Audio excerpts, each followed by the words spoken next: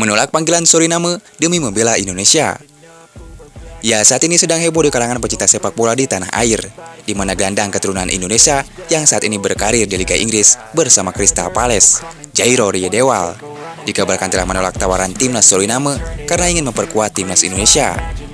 Ya, kabar ini disampaikan oleh seorang warga negara Suriname yang diketahui memiliki darah keturunan Jawa bernama Istiharto, kemudian menulisnya di media sosial.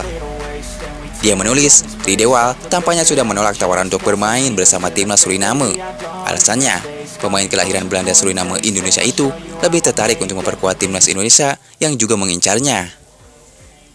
Ya, dalam beberapa bulan terakhir, nama Jairo Riedewald muncul sebagai pemain yang berpotensi menjadi WNI. Jairo Riedewald ditanya apakah bersedia memperkuat timnas Indonesia. Jairo Riedewald mengaku antusias jika mendapat kesempatan membela timnas Indonesia. Ya, mantan anggota EXO PSSI yang dulunya sering mengurusi proses naturalisasi pemain keturunan, yaitu Hassani Abdul Ghani, juga angkat bicara. Ia mengaku dihubungi salah satu seorang kerabat Jairo Riedewald yang berasal dari Manado. Kerabat Riedewald itu mengatakan bahwa Jairo bersedia ingin membela timnas Indonesia.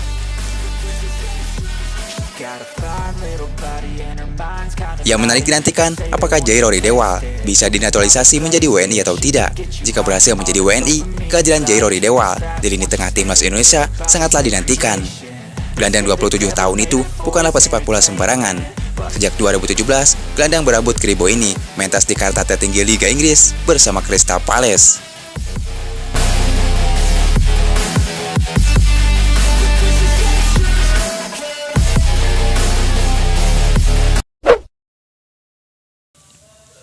Pro kontra berhentinya Liga 1 demi timnas Indonesia U23.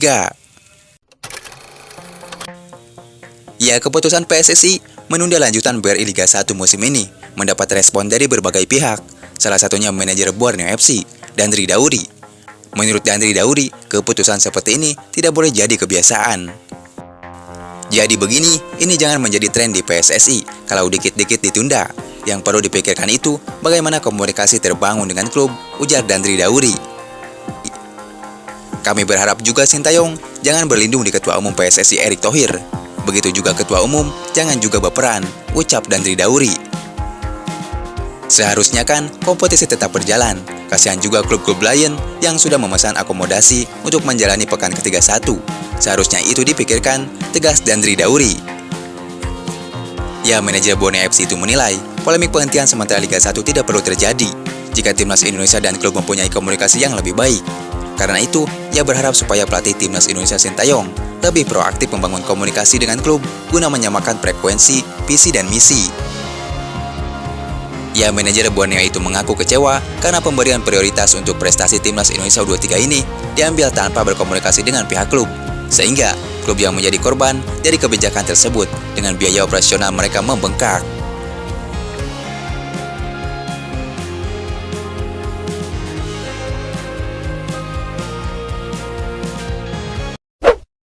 Masih Ramadan, siapa yang diberikan ke tengah langsung, ada Ruben Ferdinand, masih kita lihat strike dan gol!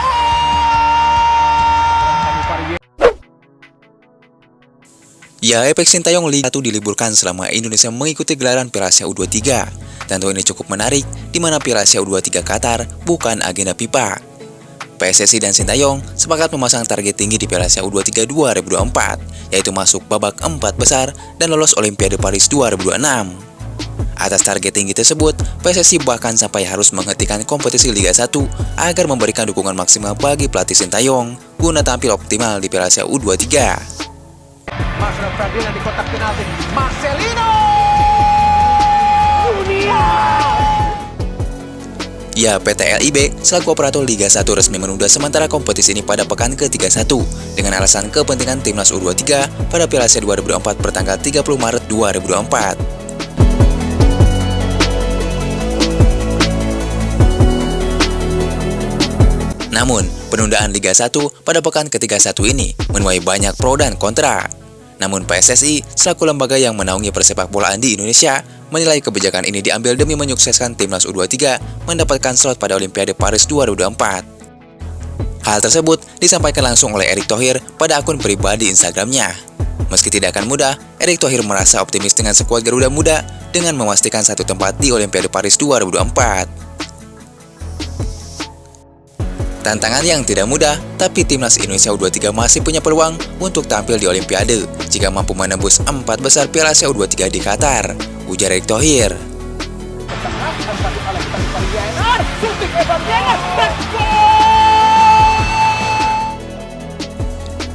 Ya, lebih lanjut, Erick Thohir meminta doa dan dukungannya kepada masyarakat Indonesia. Meski tak bisa memberikan dukungan secara langsung ke Qatar, tapi skuad Garuda U23 diharapkan bisa menunjukkan kualitas gemilang di Piala Asia U23 2024. Ya, Piala Asia U23 2024 menjadi ajang timnas Indonesia menuju Olimpiade Paris dengan syarat harus mengamankan tempat di babak semifinal. Itu pun, jika ingin lolos otomatis, timnas minimal menempati peringkat ketiga terbaik pada kompetisi tersebut. Peluang timnas Indonesia U23 dalam berlaga di Olimpiade Paris 2024 masih terbuka, mengingat dengan skuad yang dimiliki oleh Sintayong cukup mentereng. Dari hasil drawing yang sudah dilakukan, Indonesia tergabung di grup A bersama tuan rumah Qatar, Australia, dan Yordania. Tidak mudah memang untuk lolos ke babak berikutnya, namun kita berharap Sintayong dan anak-anak asuhannya dapat memberikan hasil yang maksimal pada ajang tersebut. Dilakukan terobosan sangat baik kepada Marcelo Ferdinand di kotak penalti. Marcelino! Dunia! Ya, PSSI di bawah kepemimpinan Erick Thohir memang gencar menjalankan program naturalisasi pemain keturunan yang dinilai bisa meningkatkan kualitas tim Garuda. Sejak tahun lalu, terhitung ada 11 nama baru yang dipanggil Sintayong. Mereka adalah Saini Patinama hingga saat ini yang masih proses kiper FC Dallas Martin Pais. Ya, adapun siapa pemain yang diincar Sintayong memang tidak dibocorkan. Namun, sederet nama yang gencar disebut adalah Ole Romani, penyerang FC Utrecht, Calvin Verdonk, bek Nijmegen, dan Jens Repen, penyerang FC Dordrecht. Semuanya adalah keturunan Indonesia Belanda. Tebakan ini diketahui saat Sintayong sempat memantau performa mereka saat menyambangi Eropa beberapa waktu lalu. Ya, kehadiran para pemain naturalisasi memang mampu mendongkrak performa timnas Indonesia. Misalnya, pada Piala Asia 2023, pasukan Garuda untuk pertama kali mampu menembus babak 16 besar. Mereka juga tak terlalu kewalahan menghadapi raksasa Asia macam Jepang, Irak, dan Australia. Kemudian 2 pertandingan melawan Vietnam di kualifikasi Piala Dunia 2026 menjadi bukti selanjutnya.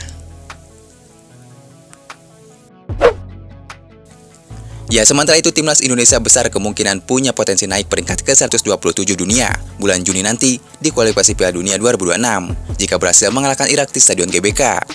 Dan Indonesia juga sangat berpotensi menembus peringkat 100 dunia jika bisa berbicara banyak di ronde ketiga kualifikasi Piala Dunia 2026. Ya, dibalik itu, beginilah gambaran jika Indonesia lolos ke Piala Dunia 2026. Sama seperti ribuan supporter timnas Georgia saat pertama kalinya negara ini lolos ke Euro 2024. Sepanjang sejarah sepak bola negara Georgia setelah mengalahkan timnas Yunani.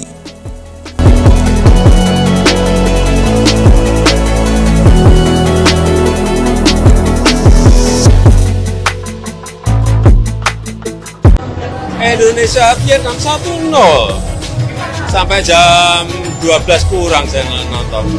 Mainnya bagus sekali. Mainnya bagus sekali. Mainnya bagus sekali. Mainnya bagus sekali.